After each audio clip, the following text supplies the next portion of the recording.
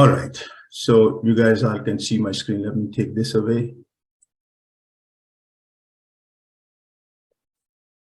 You can see my screen? Yes. All right, let me start a new one.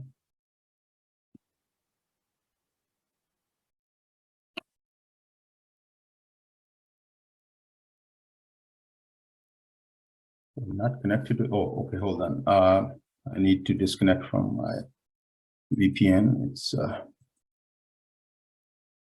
I might disconnect from, am I still connected? Yes, I am connected.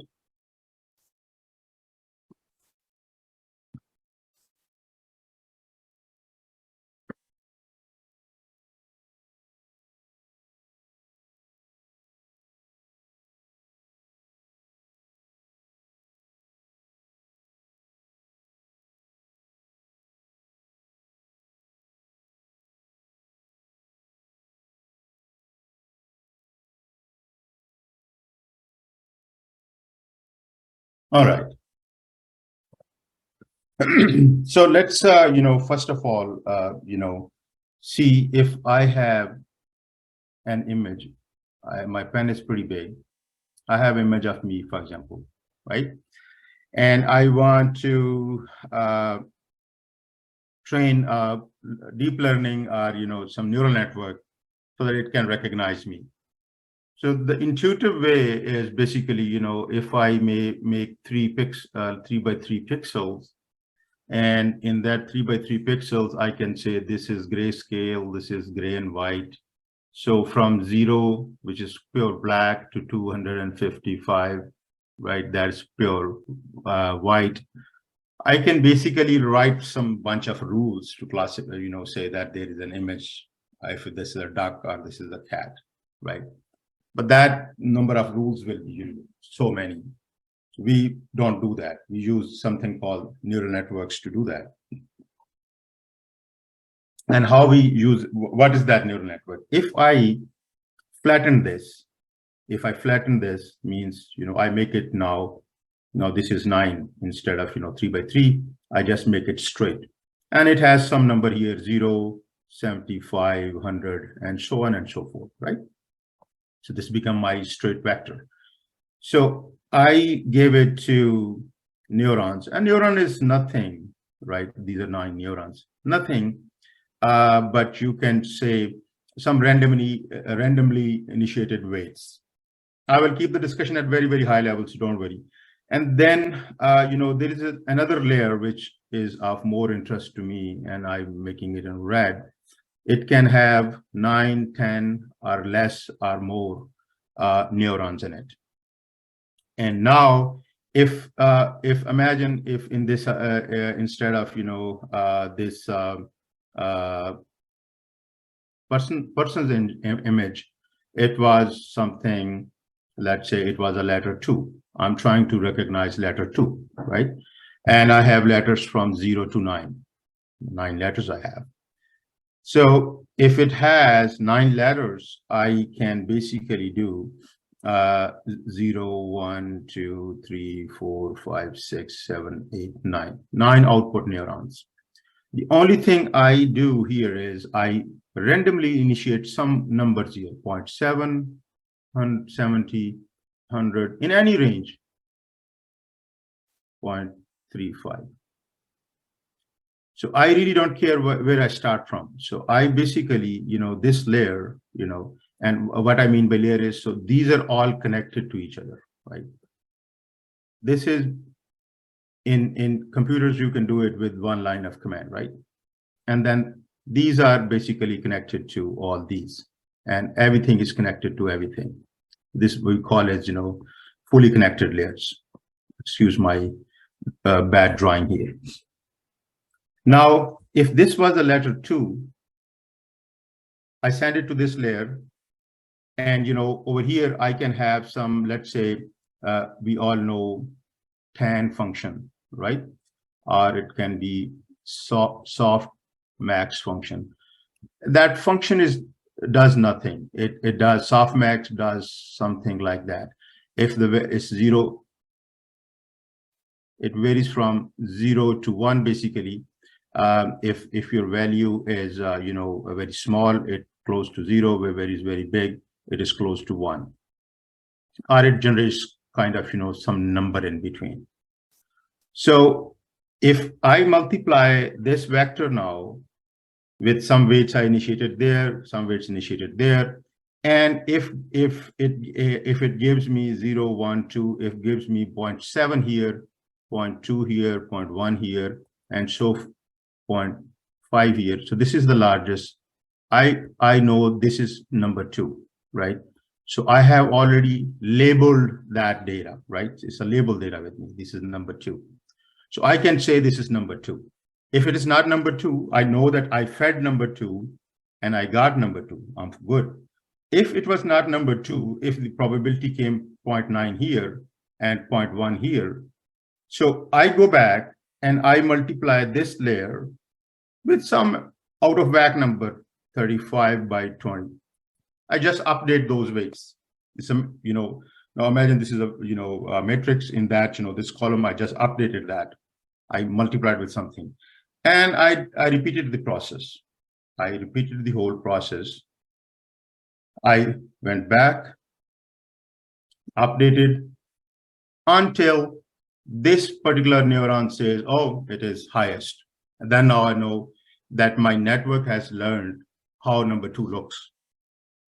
So then whenever another number 2, now another number 2 comes in, which is not written like that, that's written like this. So I flatten it, same rule, and I pass it on. So when it is converged, model should tell me this is also number 2, means this probability should be, this number should be high. This way we keep on training all these digits when we have a labeled data, right?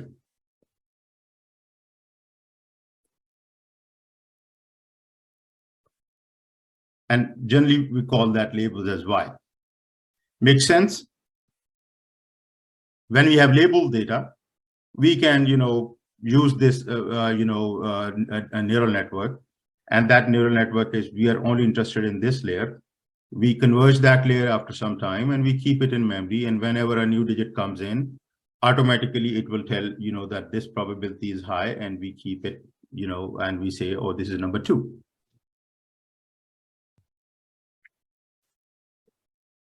Make sense to at least to the folks who know deep learning? Yeah, sure. Please. Now, this is not deep learning. This is, just a feed-forward network. Now, in deep learning, there's nothing different. But, if I take now that image, if I take that image, and now image has ears, it has eyes, nose, some hands, right? So these are kind of features, that they describe that image. We tumbled very long time to do feature detection in an image, or edge detection. Basically, you have a lot of edges here. You have an edge here, you have an edge here. These are all edges, we have edges. So we, in UFT, I was involved in that. We spent about 4 or 5 years on edge detection using Fourier transforms, using a lot of things, didn't work.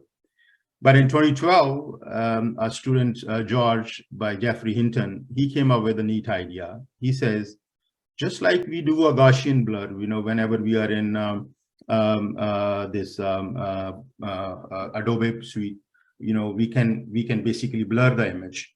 So basically, which takes, this part and adds the Gaussian noise to the part we have selected from adjoining areas. Basically, it takes whatsoever is in that range, the hue, saturation, and all that, and adds it.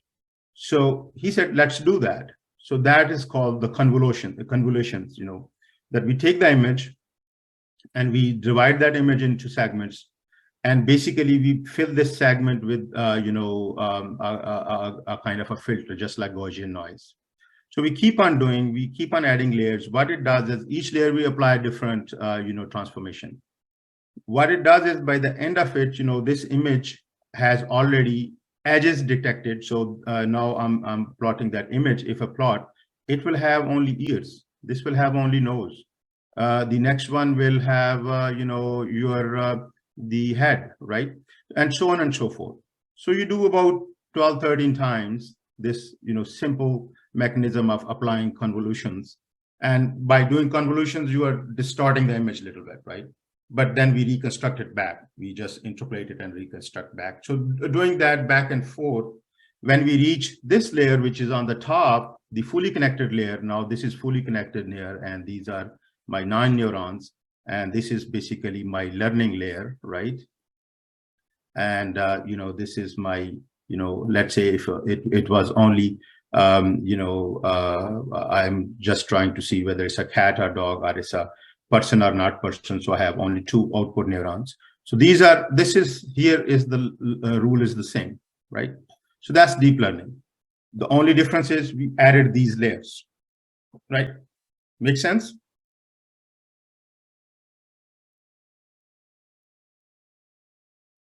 So this way, we figured out that we can detect the edges, and it works very well on images, and it gives us very, very good answers, right? It classifies those images. Now imagine these images are all labeled. Let's say if this was a person, so it will say it was a person, right? And when another image comes in, which is not a person, let's say over there is excuse my drawing of a car. So this network will know whether it's a person or a car, right? By doing all those, convolutions, and these small, edges in that, we generally call it features, right? You are with me so far? Yes, please. Yeah, sure. Okay.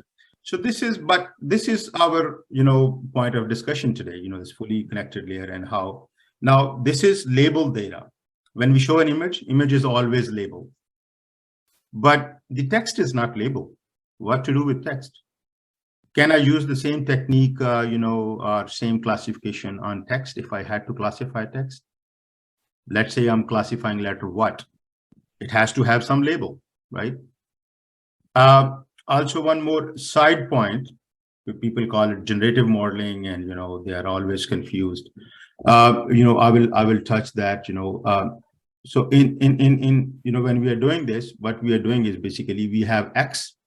X is basically your this this vector, and from there you are basically predicting y, which is your these labels. This is the whole task. You take a matrix or vector x, and you try to predict. Sorry, was there a question? No. Okay. So at some point we will come back. What is the difference between why we call it generative modeling or generative AI, right? A lot of people ask those questions. But I will not touch it for a second. I will just keep it as is, that we have a given X and we are trying to predict Y. For all engineers, basically, this little layer, it is not doing anything, but it's learning a function which can now, classify any of your corpus you have. Let's say have your letters 1 to 10, or you have images of cars and trucks, or you have millions of images. Basically, this layer, it can become very big, but this layer is learning a function. That function can basically, fit any of those images, and it can classify them. So that is the very, very high level. But now the question is, how can we apply that onto the text? Text doesn't have a label. If I'm saying I'm going to school, it doesn't have a label, right? So this is where, in 2013 and 2014, folks at Google and other organizations, they were working on it, and they tried something. It's a fluke, which worked, right? And what is that fluke? How it works? Now, instead of in this image or letter 2, if I take a sentence, let's say I'm saying, I am going to, let's say, school. right? If I take this sentence and, in this basically verb, if I keep the verb, these are auxiliary words I don't need. Going and school is the only two. If we take the stemming is a technique in NLP. Basically, you go to the stem of the word. So going, I remove the going. So this will be go, and this will be school. If I have sentences like that, and if I treat this guy go as a image, and I call this as a label, I treat that this is this image, and the school is my label Y. Let's do what happens, right? Let's see, what it can give me. So they gave these kind of sentences after stemming them to the same neural network. And they didn't give it to the deep neural network. They only stayed to, 1D convolution networks. And, this actions, we call it convolutions. So 1D means they flattened it and remained it to the one level. Basically, it was this feed-forward network. So they gave it these sentences to that network and try to converge it after millions and trillions of iterations. So a magic happened at that time, and that is the basis of every damn thing we're doing is seeing in ChatGPT.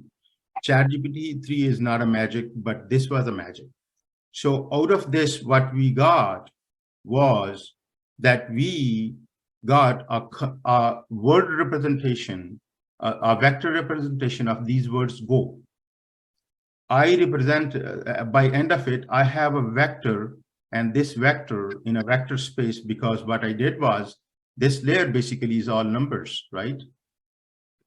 There's no word in it.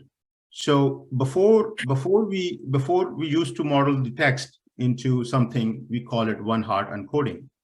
One-hot encoding was, if I use this go to school, it basically one vector, in which wherever O appears, I put one school, one, all other zero. Other vector where G appears, right? So this is G1 and all other zero, right? And so on and so forth. So this was a very lousy way of vectorizing the words.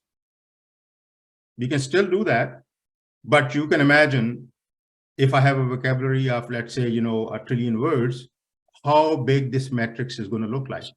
Do I have a computational power to, solve it? I find similarity. Solving means find similarity. But when those guys at, Google, they did that, they found the vector representations of, this started with 50 million words. 50 million was in, there were two models. One they call word to vec. They call it this way, WORD, word to vec. One was that. The other Google came up with a GLOVE, G-L-O-V-E, global word vectors. Global word vector has initially 50 million words, but then they increased it. So what that did, that just like a Go, it will have a, let's say, king. This is a vector space now. Then it has a queen. It is in vector space. This is another vector. So when we have all the words represented in vectors, what we can do arithmetic, we can do vector manipulation, we can multiply, we can divide, we can subtract. So in these two models, word to vec and glove, if I say king minus man, it will answer me queen. I can divide, I can say, I can multiply, I can, say kings, and it will give me two kings, right? It will find me those in the space. If I show him an object, for example, if I show him an apple, and ask apple is closer to computer or is closer to table, so it will tell me in the vector space is closer to table. So we can find similarity when the words are in a vector space very, very, very quickly. And how we do it, we are all engineers, cosine similarity, cosine theta. If the cos theta of two vectors is small, they're very similar. If it is zero, they overlap on each other. So they are very, very close to each other, right? So this word to vec are, these, the glove kind of model, which basically the intent was not to do that, but we applied the deep learning, the image recognition onto the words. and there's no labels. We just Mickey Mouse labels. This is called self-supervised learning, or it's not really self-supervised. We found the labels from the text itself. Go school is not the label of Go, but we were not after learning, the labeling. We were learning, we were after basically digitizing Go. Give me a vector space Go, right? The same way, they did 50 million words. That was the basis of semantic search. In that engine, people wrote a lot of semantic search engines on that, and I was also working on that. That if you ask a question, where is president speaking today, and it was at that time of Obama. That sentence is basically part of their paper too. It will say Obama is speaking at Illinois today, or in a university today, right? So it understands the semantic meaning of the words than the lexical meanings. All the search engines, Google and all that, they are lexical. They search lexical, means they search the words, the stem words, and tell you the where they occur, and then they rank it. But when you go to this your word2vec or glove, you are looking semantically. You are issuing semantic queries. It is searching you. The results for you, which are semantically closer to each other, not by lexicon only. So that was a breakthrough happened in 2013-14, and they published 3 papers on that.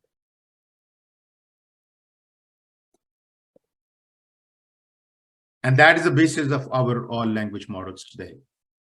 And now let's get to, how, we do basically the sentence or sequences, how we translate them, or how we, basically apply the same learning on sequences.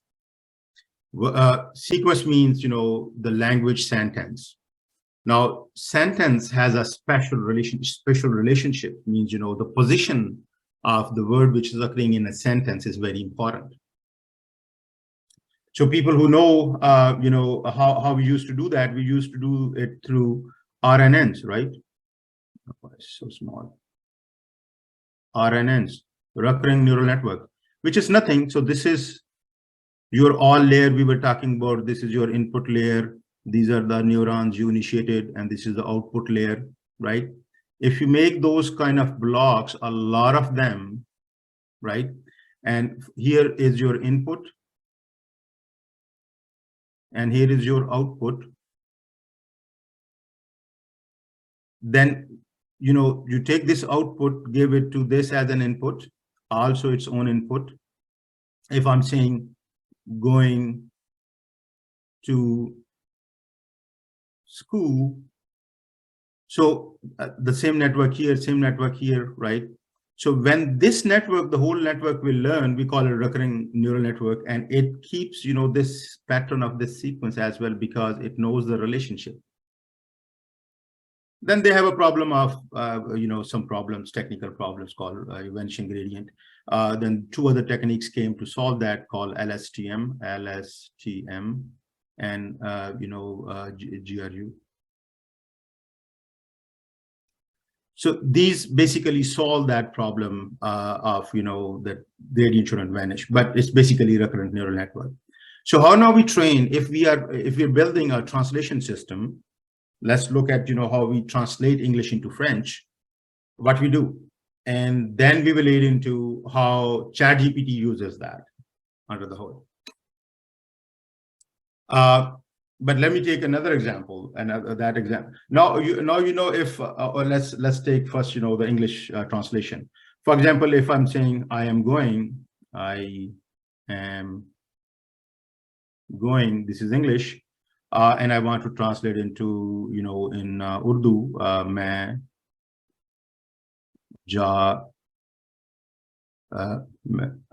am जा रहा हूँ. I'm a little wrong, but so if I have to translate this, what I need to do? What I need to do is basically, I build the same system as I built for that one single image or one word.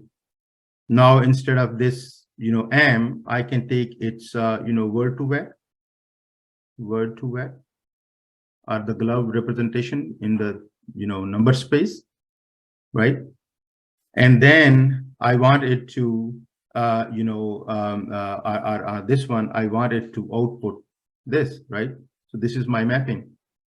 If I do it for the whole entire language, my model has learned how to translate I into man, or English to French, or any other language.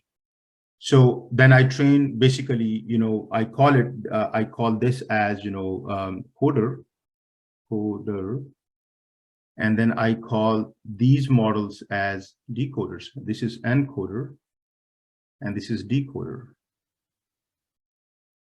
Basically nothing else. They are, they are recurrent neural networks. So if I train these two, and I know the labels now I can translate English into Urdu or French or any other language I want. And that became possible when this word-to-vec came. Before that, it was being done differently. It was being done by one-hot encoding, which I showed you before. Now, take this idea, take the same idea, and let's, instead of showing the encoder, this English language, let's show this encoder an image. Now I'm showing an image of something, and I have label of that image. Let's say this is a person on C. This is a C on the back. So person at C. If I remove this row and replace it with this row, but instead of these labels, now I know what it should spit. It should spit person at C. These are the three words it should spit. When this encoder and decoder will learn that, by the end of it, whenever you will show an image, it can describe the image. Now take the same analogy, instead of now describing, showing him in the encoder, showing the image, show him the text and label some image, train that. So it can take a text and it can spit you out a scene. This is what DALL-E is doing. But here you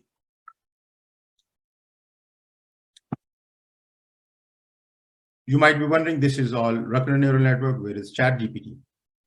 So ChatGPT is nothing but a recurrent neural network, and they added something to it and they published it.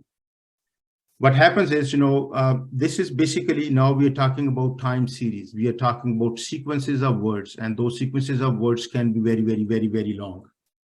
So if I have a sequence, which is, again, a sentence, I'm going to school, I'm going to work, or, some sentence. What happens is, if this sequence becomes very, very, very long, then I need to do something, so that I do not lose in the computer. I do not lose which had occurred, a little while ago. This is what they saw. This is what the ChatGPT OpenAPI folks did, and a paper actually was by Google called "Attention is What You Need." Attention is all you need. For our purposes, what it does is, it's a recurrent neural network, but it has a mechanism of remembering the location no matter how long this sentence is. It remembers that. Now, they showed this recurrent neural network. Now look at, let's transpose it and see, if this was our input, and that is a full book, and there is 1 million words in it, or sentences in it, right? Or a full paragraph, right? I take a full paragraph, showed it to, this neuron. Before we have 9 neurons, they have now 173 billion neurons. 173 billion neurons. So this has already been, the idea is to convert the whole paragraph into a vector form. I converted this whole paragraph using this and a recurrent neural network into 3D, not 3D, about 173 billion dimensional vector space, if you can imagine that. So my one paragraph is here, from here to here. So this is a vector. It has to have a dimension. The other paragraph is here. One paragraph is here. So what the data is in ChatGPT, using all these techniques which I was talking about, they digitized almost every written thing into vector space, a very, very, very, very big, vector space with 173 billion parameters. Now, in that vector space, you asked me a question. You asked me a question, as I was saying before, find me what, write me something on Usher, right? So it went through, it's in vector space, and it can, they do parallel mechanisms for training as well as, searching. But in a vector space, it's very, very, very easy, very, very fast to search it. I can find, the vector which was similar to that somewhere here, if I may change the color. Maybe I found another text for which, the cosine angle and the magnitude was very, very, very low. I spit that out to you. That is the answer which was written by somebody somewhere. ChatGPT didn't create anything. It didn't understood what you asked. It only went into vector space and it finds you what was there. Yes, what the data is, another thing the data is, and they are a little lousy in doing that, they removed some objectionable things. When you find something objectionable, they put a lot of filters on top, don't do this, don't do that. That's a manual kind of rules, and they keep on adding. If it was Google, they would do it differently.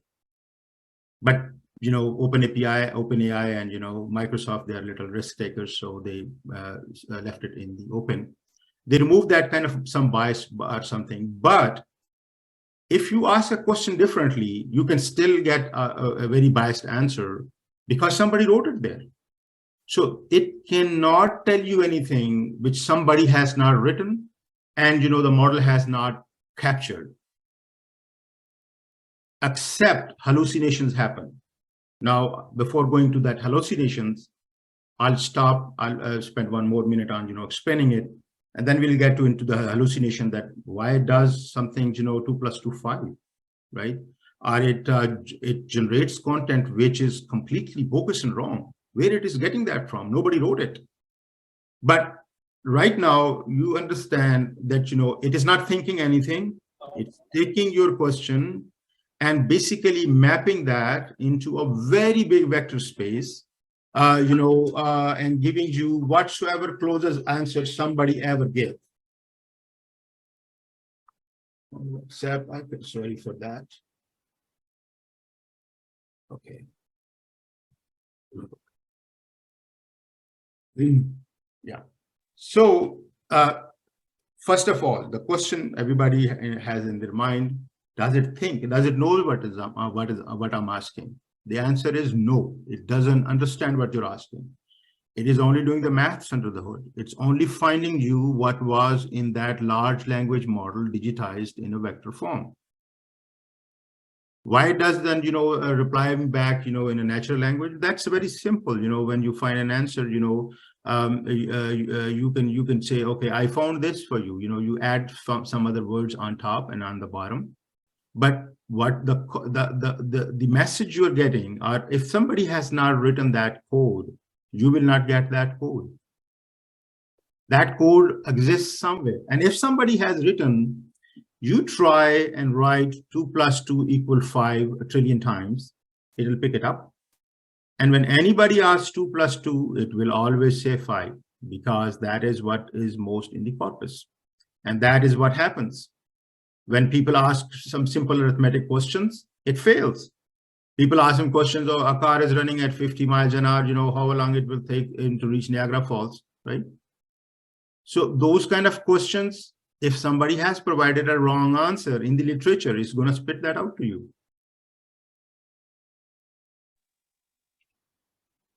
But I have a quick question. Oh, sorry. Yeah, sure. Go ahead. So good time to ask questions. Yeah. Yeah. So my question is that it means that ChatGPT is a tool using a word to vector created by Google. So it means that Right. all this AI is now based on Google. Is the first thing is that why Google did not able to create the tool and use that on vector word2 vector. But Yep. then ChatGPT is actually the tool, and the main source is Google. This is what I'm understanding is. Main source is Google. Attention is what you need is by Google. Word2Vec was by Google. Llama is by Google. They were working before OpenAPI went public. Their model is a little smaller. Instead of 173 billion parameters, a little smaller. Plus, Google is a very responsible organization. They will not basically, unless testing and, verifying and putting a lot of bells and whistles, they will not release it. They're still, shying away from releasing it. They have released, about, it's basically, technology is not owned by OpenAI at all. They just implemented it. And so this is so strange that Google failed and ChatGPT came, and then Microsoft got the ChatGPT, and then it's all in the news that Microsoft is way ahead to the Google, and Google was It's not way ahead. all this kind of. Their business acumenship is much better than Google. Google doesn't know how to run business, probably. That's why. And Microsoft is a very big risk taker. And also Microsoft, how it became Microsoft is they always encourage their ecosystem and partners to grow. This is how Microsoft has grown. Other organizations are very close. They will not let their partners and others to basically take the lead. So that's a separate story. But technically, Google was way ahead. The Word2Vec was the basis. If they haven't done the Word2Vec, we cannot digitize the books, right? And that credit goes to Google. So again, it means that the main misconception was that the ChatGPT is creating something very intelligently outpacing the human, but no, this is not the case. It all based on the humanly creating mapping. So in future, AI depend on how we do the mapping. It's not that how system think. We will, you answered one of our main concern. Now ChatGPT is not creating anything. And we will go on to that, it does hallucination. It generates something. That's next 2 minutes I will spend on that. But now we know that it is not generating any content on its own. It's finding the generated content.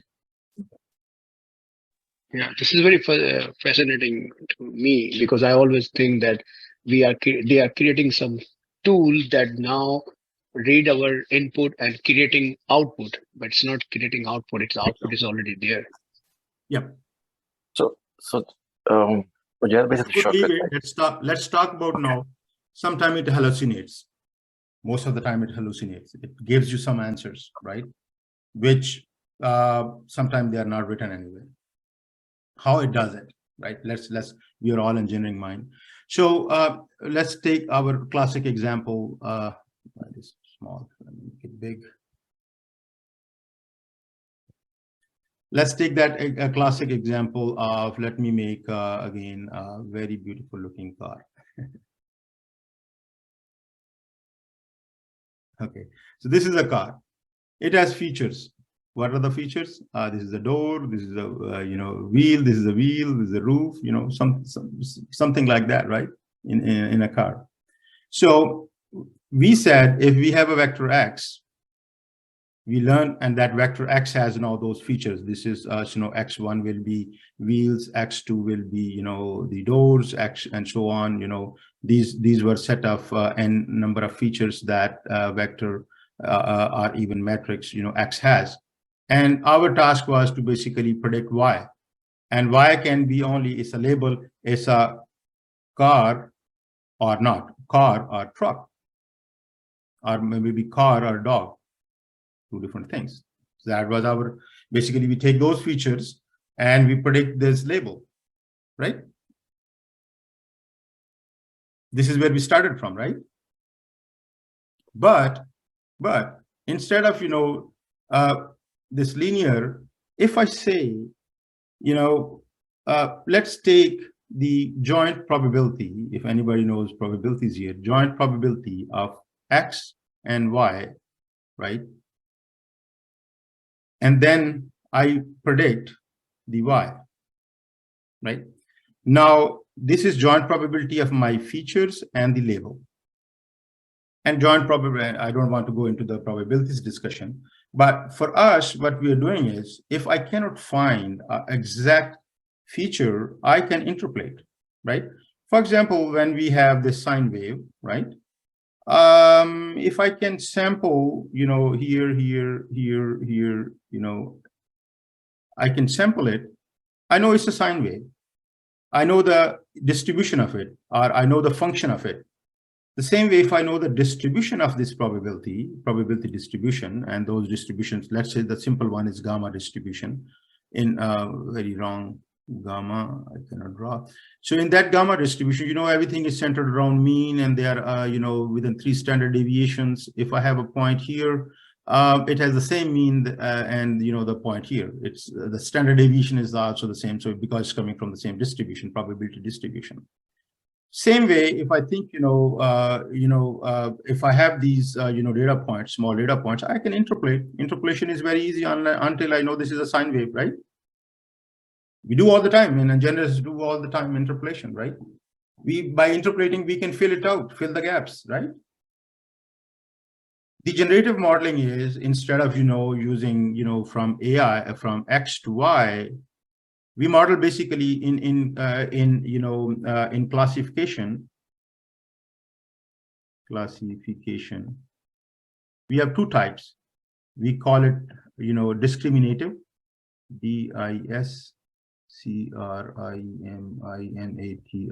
is lagging, discriminative, and generative. Discriminative was one when I was discriminating based on these features. I was saying either whether via or a car or a dog. But in generative, instead of discriminating, I am generating, I'm looking, okay, if this point is the same probability distribution, you can generate a few more points in the same probability distribution because they follow the same, standard deviation, mean, and, and all those parameters of that distribution. So I can basically add more points. I can generate, right?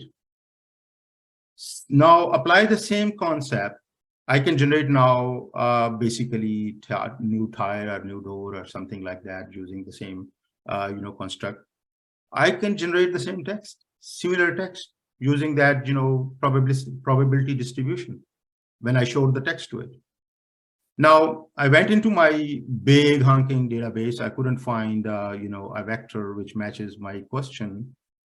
Guess what? By generative, if I say this question is basically coming from this probability distribution, let me interpret it. Let me, add something new, and it will generate few words which were never there, which never existed.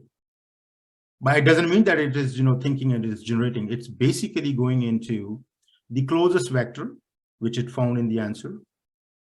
There has to be some closest vector, and then using, this, interpolation or adding more probability distribution of the same distribution and giving you the answer.